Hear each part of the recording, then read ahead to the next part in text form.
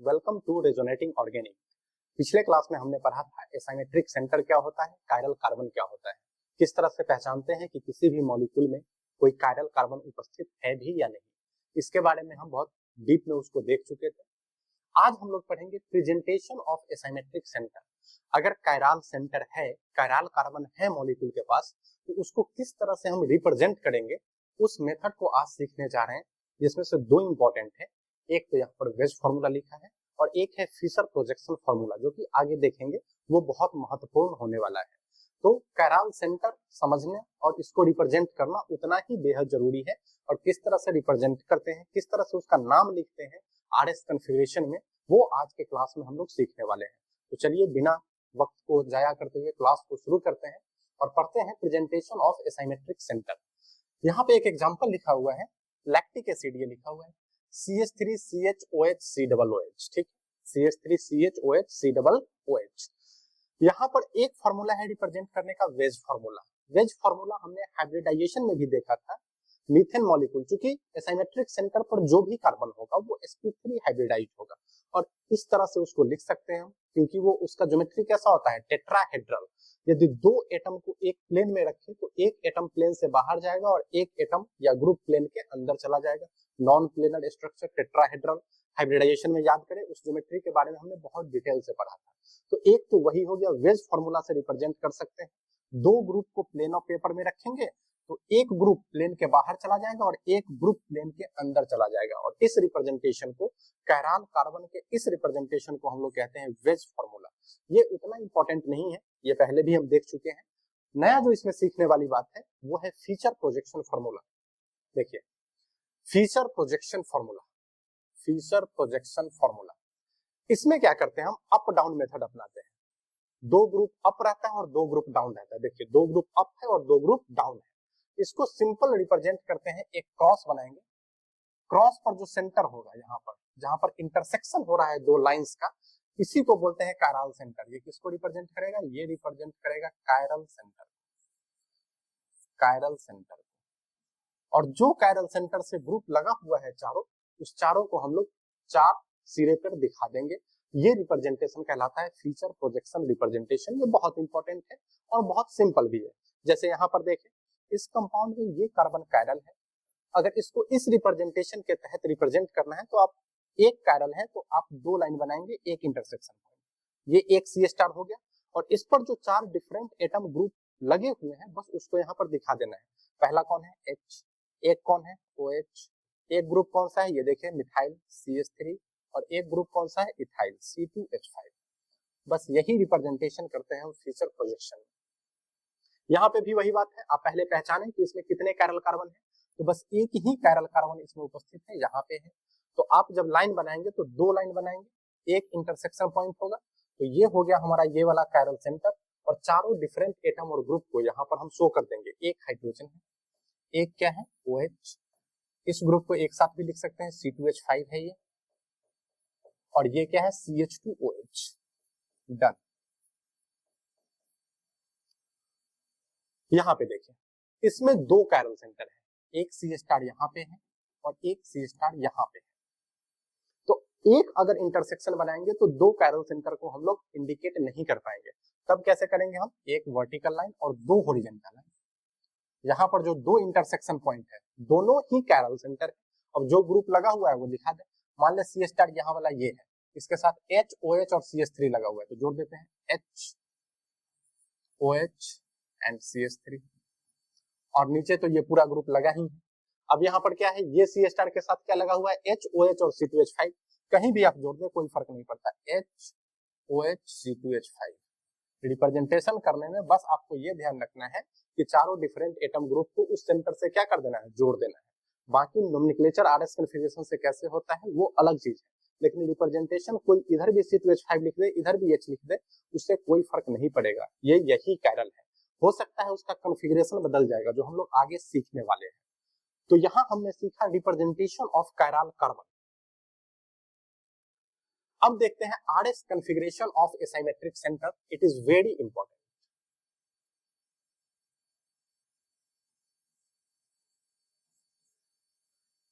सबसे पहले हमने सीखा था कैरल कार्बन किसको कहते हैं, 4 डिफरेंट एटम या ग्रुप। उसके बाद हमने सीखा कैरल कार्बन को रिप्रेजेंट कैसे करते हैं, तो इंटरसेक्शन 2 लाइन बनाएंगे और चारों डिफरेंट एटम या ग्रुप जोड़ देंगे। अब देखेंगे कि कैरल सेंटर का नाम कैसे लिखेंगे। 2 मेथड है, आरएस कॉन्फ़िगरेशन, या तो उसका नाम आर होगा या फिर एस होगा। कब बोलेंगे कैरल सेंटर आर कॉन्फ़िगरेशन में है और कब एस कॉन्फ़िगरेशन में है, इसको समझते हैं। इसके कुछ रूल्स दिए हुए हैं। सबसे पहला rule, bring the list priority group on the bottom line. Priority group आपको जब याद होगा, जब हम पढ़ रहे थे ज्योमेट्रिकल आइसोमर, वहां पे हमने देखा था इजेड नोमेनक्लेचर और उसमें सीखा था कि ग्रुप की प्रायोरिटी हम कैसे डिसाइड करते हैं। पहले एटम का एटॉमिक नंबर जिस ग्रुप में ज्यादा होता है उसकी प्रायोरिटी ज्यादा होती है। यह हमने पहले देख चुका है ज्योमेट्रिकल आइसोमेरिज्म के क्लास में। वही लिखा हुआ है bring the list priority group on bottom line. 4 group लगे होंगे कैरल सेंटर से, उसमें जो सबसे कम प्रायोरिटी वाला ग्रुप है उसको कहां पर लाना है, बॉटम पोजीशन पे, ठीक है। By exchanging it with the group which is already present on bottom line. कभी ऐसा हो सकता है जो सबसे लिस्ट प्रायोरिटी वाला हो वो बॉटम लाइन पे हो, तो आपको चिंता करने की जरूरत नहीं है। लेकिन यदि वो बॉटम लाइन पे नहीं है तो जो बॉटम लाइन पे पहले से है उसको हटाएं और जो सबसे लिस्ट प्रायोरिटी वाला ग्रुप है उसको लाएं, ठीक है। जैसे एक एग्जांपल से क्लियर होगा, यहाँ पे देखें। मान लीजिए ये कैरल सेंटर है, A B C and D, 4 different atom या ग्रुप लिखा हुआ है। प्रायोरिटी मान लीजिए इसका 1 है, इसका 4 है, इसका 3 है और इसका 2 है। सपोज प्रायोरिटी किसी ग्रुप की कैसे डिसाइड करते हैं, इजेड नोमेनक्लेचर थोड़ा सा मैं बता दूं।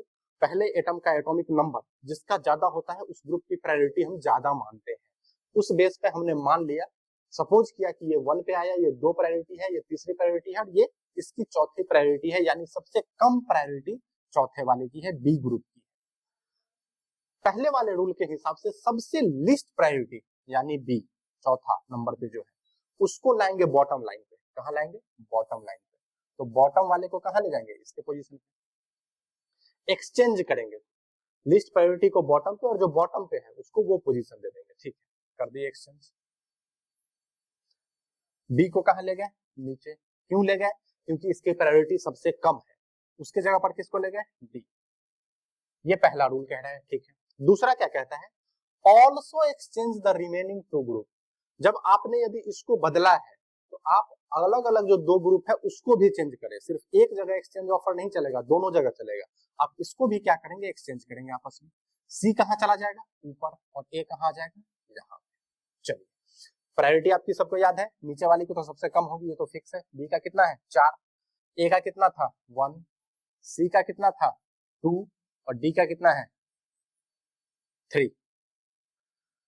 ये हमने कर दिया। उसके बाद तीसरा, move from 1 to 3 Bhaya 2। Priority 1 वाले ग्रुप से आपको प्रायोरिटी 3 वाले ग्रुप तक जाना है। कहां से कहां जाना है, 1 से स्टार्ट करना है और तीसरे प्रायोरिटी वाले ग्रुप पे जाना है। लेकिन याद रहे वो रास्ता जो है वो 2 से होके गुजरना चाहिए। जैसे यहाँ 1 से 3 जाने के 2 रास्ते हैं, आप ऐसे भी मूव कर सकते हैं और ऐसे भी मूव कर सकते हैं। लेकिन नीचे वाला रास्ता 4 से होके जाता है, इसलिए हम ऐसे नहीं मूव करेंगे। हम कैसे मूव करेंगे, 1 से 3 भाया 2, वही लिखा हुआ है 1 to 3 भाया 2। सिर्फ इनिशियल पॉइंट और फाइनल पॉइंट ही यहाँ पर मतलब नहीं रखता है, किस रास्ते से जाना है ये भी महत्वपूर्ण है। किसी स्टेशन से किसी स्टेशन तक पहुंचना है, उसके बहुत अलग अलग रूट हो सकते हैं, लेकिन भाया वर्ड जब यूज हो जाता है कि भाया दिस स्टेशन, यानी आपको वहां से वहां तो जाना ही है, लेकिन उस बीच वाले स्टेशन से होके गुजरना है। वही बात यहाँ है, आपको 1 से 3 पे जाना है लेकिन 4 से होके नहीं, 2 से होके। अगर, अब देखिए लास्ट में, अगर ये रोटेशन क्लॉकवाइज है, क्लॉकवाइज मतलब घड़ी की दिशा में, अगर ये रोटेशन क्लॉकवाइज है तब उस कैरल सेंटर का कॉन्फ़िगरेशन हम लोग कहेंगे आर कॉन्फ़िगरेशन है। If rotation is clockwise then configuration will be R, and if rotation is anti clockwise then configuration will be S. यहाँ पे देखिए आप, जब 1 2 3 मूव कर रहे हैं भाया 2, तो ये कैसा रोटेशन है, घड़ी इस डायरेक्शन में चलता है, क्लॉकवाइज ये डायरेक्शन है, लेकिन हम कैसे चल रहे हैं, एंटी क्लॉकवाइज, यानी इसका कॉन्फ़िगरेशन जो होगा ये एस होगा। एस कॉन्फ़िगरेशन है इस कैरल सेंटर का। इस कैरल सेंटर का कॉन्फ़िगरेशन क्या है, एस। यही लॉजिक, यही मेथड होता है तीन रूल है, ज्यादा दिमाग नहीं अप्लाई करना है। इस रूल के हिसाब से हमको कैरल सेंटर का कॉन्फ़िगरेशन पता कर लेना है कि वो आर है कि एस है। इसी रूल पे कुछ सवाल को हम देखते हैं जिससे हमारी प्रैक्टिस और मजबूत होगी। चलिए सवाल करते हैं। पहला सवाल यहाँ पे लिखा हुआ है, आपको इस कैरल सेंटर का कॉन्फ़िगरेशन बताना है कि ये आर है कि एस है। इसके क्या इंपॉर्टेंस होंगे ये आर एस करके, बहुत बड़ा रोल ऑप्टिकल आइसोमेरिज्म में ये प्ले करेगा, जो आगे आने वाले क्लासों में क्लियर होगा। पहले हम ये तो सीख लें कि आर है या एस है। कैसे पता करेंगे, वही बात है, पहले सबकी प्रायोरिटी डिसाइड कर ले। सबसे पहला प्रायोरिटी कौन होगा, OH का। उसके बाद किसका होगा, CHO का। इस पे डिटेल वीडियो ज्योमेट्रिकल आइसोमेरिज्म में बना हुआ है, how to decide the priority of groups in geometrical isomerism, E Z nomenclature में। 1 है, 2 है, इसकी प्रायोरिटी कितनी होगी, 3। और हाइड्रोजन का एटॉमिक नंबर सबसे कम, ये सबसे लिस्ट प्रायर ग्रुप है 4। रूल के हिसाब से आपको क्या करना है, एक हम डिटेल में बताते हैं, उसके बाद आप मन में इमेजिनेशन करेंगे। लिस्ट प्रायोरिटी वाले को कहां लाना है, बॉटम पे, तो H को ले आएंगे नीचे। जो पहले से बॉटम पे है वो चला जाएगा H के जगह पे, तो यहाँ पर आ जाएगा क्या, CH2OH। बाकी जो दो बचे हैं उसको भी इंटरचेंज करना है, तो OH यहाँ चला गया, CHO यहाँ गया। देखिए प्रायोरिटी लिख ले, OH की प्रायोरिटी कितनी है, 1, CHO की प्रायोरिटी कितनी है, 2, और CH2OH की प्रायोरिटी कितनी है, 3। आपको कहां से कहां जाना है, 1 2 3 भाया 2, 1 से 3 भाया 2, 1 2 3 भाया 2। रोटेशन कैसा है, क्लॉकवाइज। कॉन्फ़िगरेशन क्या हो गया, आर। ये कॉन्फ़िगरेशन आर, समझ में है आप लोग। फिर वही है, देखें अब ऐसे देखेंगे, फिर से यहां पर देखें, OH का 1, CHO का 2, इसकी प्रायोरिटी 3, हाइड्रोजन का 4। अगर आप मन में इमेजिन कर पाते हैं तो ठीक है, नहीं तो आप बगल में एक फिगर और बनाएंगे इंटरचेंज करके, तब रोटेट करके देखेंगे। जब बार बार आप प्रैक्टिस करेंगे तो आप यहीं पे से पहचान पाएंगे कि ये आर है कि एस है, मन में ही उतना कैलकुलेशन हो जाएगा। अभी के लिए हम क्या करेंगे, H को नीचे ले जाएंगे, CH2OH कहाँ गया, यहाँ पे, CHO कहाँ गया, OH के जगह पे, और OH कहाँ चला गया, ऊपर। OH की प्रायोरिटी 1, CHO की प्रायोरिटी 2, और इसकी प्रायोरिटी कितनी है, 3। 1 2 3 भाया 2, 1 2 3 भाया 2। ये रोटेशन कैसा है, ये रोटेशन एंटी क्लॉकवाइज है, इसलिए इसका क्या हो जाएगा, कॉन्फ़िगरेशन इसका होगा S। उसी तरह से यहाँ पे है, दो कैरल सेंटर वाले मॉलिक्यूल है, अब इसका हमको नोमेनक्लेचर करना है। तो आप क्या करेंगे, देखिए डिटेल में इसको देखेंगे। पहले कैरल सेंटर हम इसकी बात कर रहे हैं, इसके लिए हम यहाँ पे ऐसे करेंगे, CH3 है, यहाँ पे H है, यहाँ पे Br है, और नीचे वाले इस पूरे को एक ग्रुप मान लेते हैं। ये पूरा क्या है, एक ग्रुप है। ग्रुप कौन सा हो गया हमारा, तो ये देखिए CH, यही ना है, CHOH C2H5, यही हमारा ग्रुप है, यही हमारा क्या है, ये ग्रुप है, CHOH C2H5, ठीक है। यहाँ पे Br है। अब इजिली आप क्या करेंगे, प्रायोरिटी डिसाइड करेंगे, और तब क्या करेंगे, RS कॉन्फ़िगरेशन करेंगे। ब्रोमीन की प्रायोरिटी सबसे ज्यादा होगी, कितनी, 1। उसके बाद इस ग्रुप की होगी, क्योंकि CH3 से तो ज्यादा है, पहला कार्बन दूसरा एटम हाइड्रोजन है, यहाँ पहला कार्बन दूसरा ऑक्सीजन तो है कम से कम, तो ये ग्रुप दूसरे प्रायोरिटी पे है, CH3 तीसरे प्रायोरिटी पे है, और हाइड्रोजन चौथे। फिर से वही एक एसाइमेट्रिक सेंटर वाला रूल, क्या करेंगे, लिस्ट प्रायर ग्रुप को बॉटम लाइन पे लाएंगे। लाइए, हाइड्रोजन कहाँ जाएगा, नीचे वाले लाइन पे, हाइड्रोजन की जगह पे कौन आ जाएगा, ये ग्रुप आ जाएगा। बाकी को भी क्या करना है, इंटरचेंज करना है, तो Br कहाँ चला जाएगा, ऊपर, CH3 कहाँ जाएगा। फिर आप क्या करेंगे, आप देख ले, Br का 1, ग्रुप की पोजीशन कितनी है, प्रायोरिटी 2, और मिथाइल की प्रायोरिटी 3। 1 2 3 भाया 2, आप मूव करें 1 2 3 भाया 2। कैसा रोटेशन है ये एंटी क्लॉकवाइज रोटेशन है, यानी S। मतलब इस कैरल सेंटर का कॉन्फ़िगरेशन हो गया S। इसी तरह से आप इस कैरल सेंटर का निकाल पाएंगे। आप वीडियो पॉज करेंगे और इसका निकालने का प्रयास करेंगे। चलिए देखते हैं इसका। वही बात है, H है, इधर क्या लगा हुआ है, OH है, नीचे क्या है, C2H5 है, और ऊपर एक ग्रुप लगा हुआ है। इस ग्रुप को आप पहचान पाएंगे, ये वाला ग्रुप लगा हुआ है।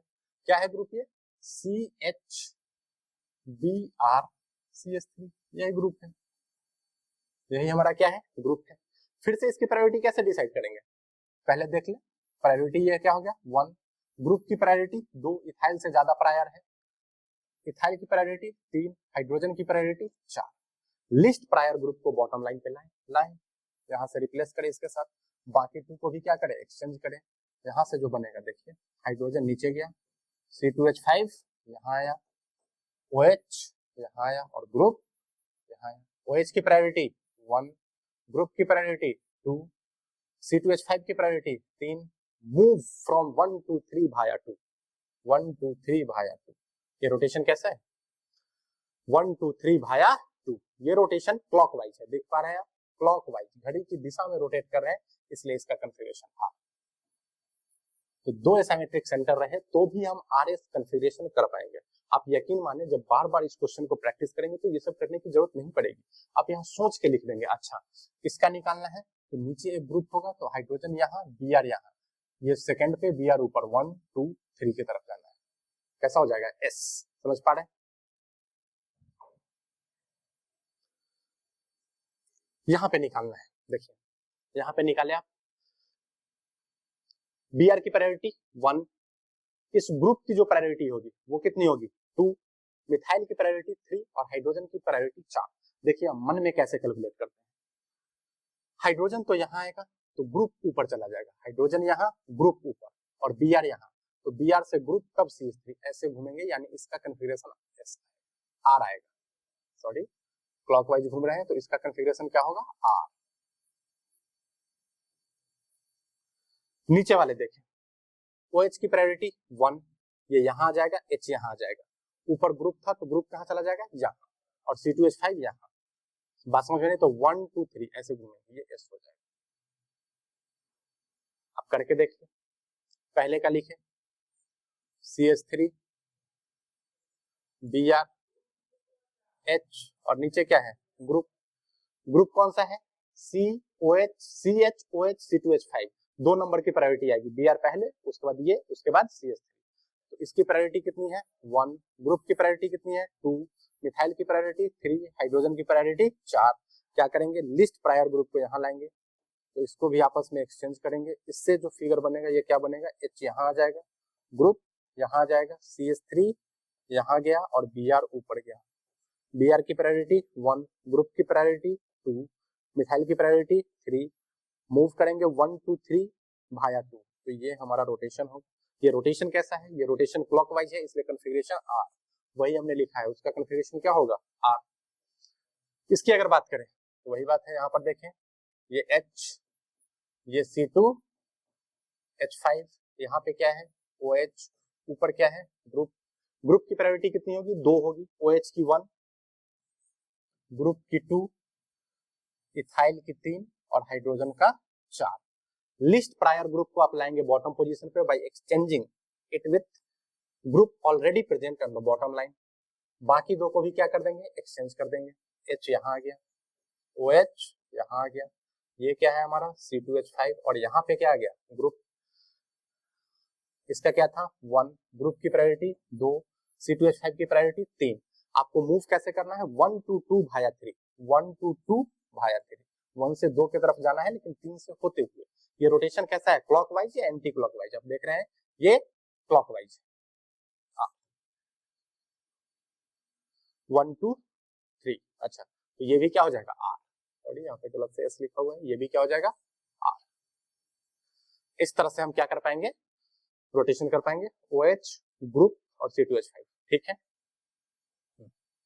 उसके बाद यहाँ पे देखते हैं इसका क्या होगा, तो यहाँ पर देखें C OOH है, एक ग्रुप क्या है OH और एक दूसरा क्या है, ग्रुप है, दूसरा क्या है, ग्रुप है।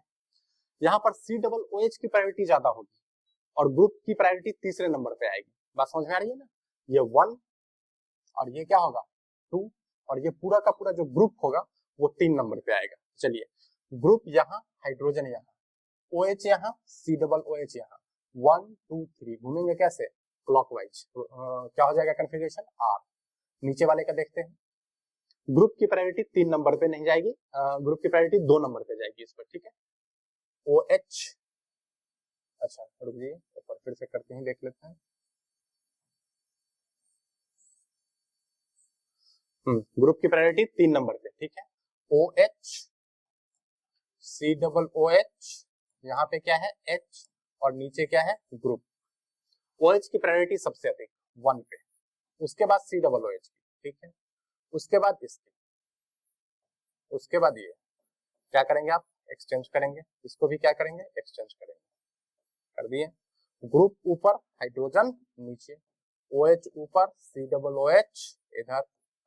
OH का कन्फिगरेशन मतलब प्रायोरिटी 1, COOH का 2 और ग्रुप का 3, सही था। 1 2 3 मूव करेंगे, रोटेशन क्या होगा क्लॉकवाइज यानी R। निचला जब करेंगे तो देखें ये है H, ये है OH, ये है COOCH3 और ऊपर क्या आएगा ग्रुप। OH का कन्फिगरेशन 1 प्रायोरिटी, इसका प्रायोरिटी 2, ग्रुप की प्रायोरिटी 3, हाइड्रोजन की प्रायोरिटी 4। एक्सचेंज करें, इसको भी क्या करेंगे एक्सचेंज कर लेंगे। यहाँ पर क्या आ जाएगा हाइड्रोजन, यहाँ पे आ जाएगा COOCH3, यहाँ पे आ जाएगा OH और यहाँ पे आ जाएगा ग्रुप। OH की प्रायोरिटी 1, COOCH3 की प्रायोरिटी 2, ग्रुप की प्रायोरिटी 3, 1 2 3 भाया 2। रोटेशन है एंटी क्लॉकवाइज यानी इसका कन्फिगरेशन हो जाएगा S। तो इस तरह से क्या करते हैं हम लोग कन्फिगरेशन डिसाइड करते हैं कि किस एसाइमेट्रिक सेंटर का कन्फिगरेशन क्या होगा। एक क्वेश्चन लिखा हुआ है यहाँ पर, विच आर आइडेंटिकल, इन तीनों में से कौन सा स्ट्रक्चर जो आपके सामने नजर आ रहा है वो आइडेंटिकल है। तो आइडेंटिकल होने के लिए सबसे पहले कार्बन का जो चारों डिफरेंट एटम या ग्रुप है वो सेम होना चाहिए। अगर मान लीजिए यहाँ Br है और यहाँ Cl लग गए तो वो आइडेंटिकल होने का सवाल ही नहीं उठता है, कैसे आइडेंटिकल होगा, अलग अलग डिफरेंट एटम या ग्रुप हो गया। अगर सेम भी है तो भी हो सकता है वो आइडेंटिकल होगा भी या नहीं भी होगा। आइडेंटिकल तब होगा जब रेस्पेक्टिव एसाइमेट्रिक सेंटर पे, सबसे पहला कंडीशन क्या हुआ सारे ग्रुप सेम होने चाहिए। आइडेंटिकल तब कहा जाएगा जब रेस्पेक्टिव एसाइमेट्रिक सेंटर पे कन्फिगरेशन सेम होंगे। आइडेंटिकल तब और तब कहा जाएगा जब configuration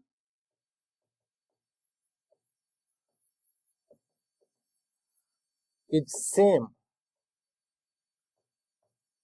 at all respective asymmetric centers, at all respective asymmetric centers। तो यहाँ पे आप कन्फिगरेशन निकालेंगे, जिसका कन्फिगरेशन सेम होगा वो आइडेंटिकल होगा। आप देखें यहाँ पे क्या करेंगे H C2H5, ये H यहाँ जाएगा, C2H5 यहाँ जाएगा, यहाँ पर CH3 है और ये Br है, Br ऊपर जाएगा और CH3 नीचे आएगा। देखिए Br यहाँ गया, C2H5 यहाँ गया, 1 C2H5 का 2 और CH3 का 3, तो 1 से 3 की तरफ जाएंगे, कन्फिगरेशन क्या होगा S, इसका कन्फिगरेशन है S।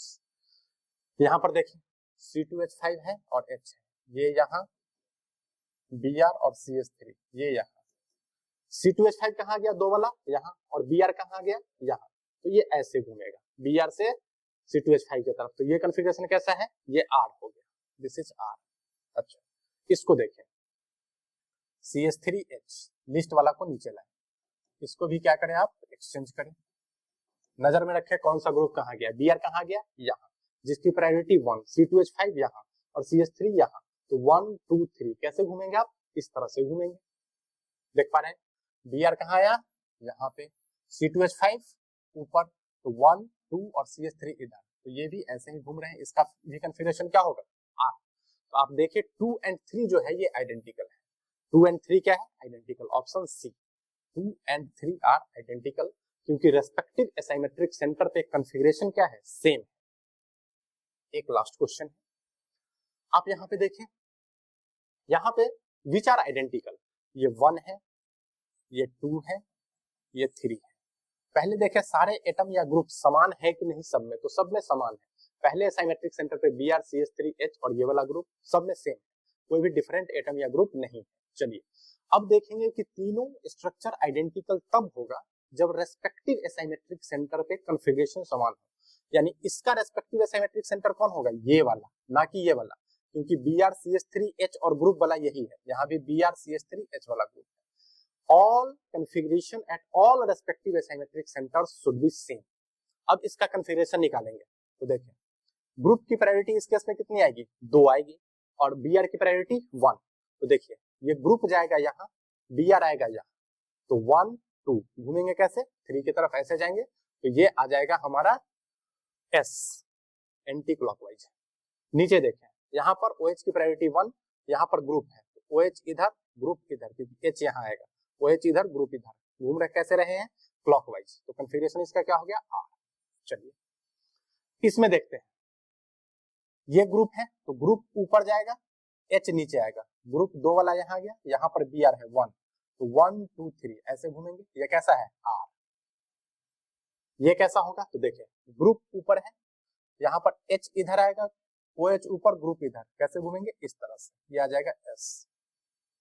आप इसको बाहर निकाल के भी कर सकते हैं, लेकिन बार बार आप प्रैक्टिस करेंगे तो आप डायरेक्टली ही कर पाएंगे कि R है कि S है। यहाँ पे देखें, यहाँ पर ये ग्रुप है, हाइड्रोजन से रिप्लेस होगा, तो ग्रुप सीधे ऊपर आएगा, हाइड्रोजन कहाँ जाएगा, नीचे, Br इधर आ जाएगा, तो Br से ग्रुप इस तरह चलेंगे, तो क्या कन्फिगरेशन होगा, S एंटी क्लॉकवाइज। उसी तरह से जब इसका निकालेंगे आप, तो ये आपको मिलेगा R। देखिए रेस्पेक्टिव एसाइमेट्रिक सेंटर पे कन्फिगरेशन किसका किसका सेम है, यहाँ S, यहाँ S, यहाँ R, यहाँ R, बाकी जितने भी एटम या डिफरेंट एटम या ग्रुप है इसमें भी और इसमें भी वो समान है। तो ये दोनों स्ट्रक्चर अलग अलग नहीं है, दोनों स्ट्रक्चर बिल्कुल ही सेम है, क्योंकि रेस्पेक्टिव एसाइमेट्रिक सेंटर पे कन्फिगरेशन सेम है, लेकिन ये स्ट्रक्चर डिफरेंट है। ये दोनों स्ट्रक्चर एक दूसरे के किस तरह के आइसोमर कहलाएंगे वो हम लोग अगले क्लास में देखेंगे, लेकिन इन दोनों स्ट्रक्चर में कोई भी फर्क नहीं है, ये आइसोमर नहीं है, ये बिल्कुल ही आइडेंटिकल है। और पहचानने का वही तरीका है, कन्फिगरेशन सेम होना चाहिए सारे एसाइमेट्रिक सेंटर पे। तो हमारा आंसर हो जाएगा आइडेंटिकल जो है वो 1 and 3।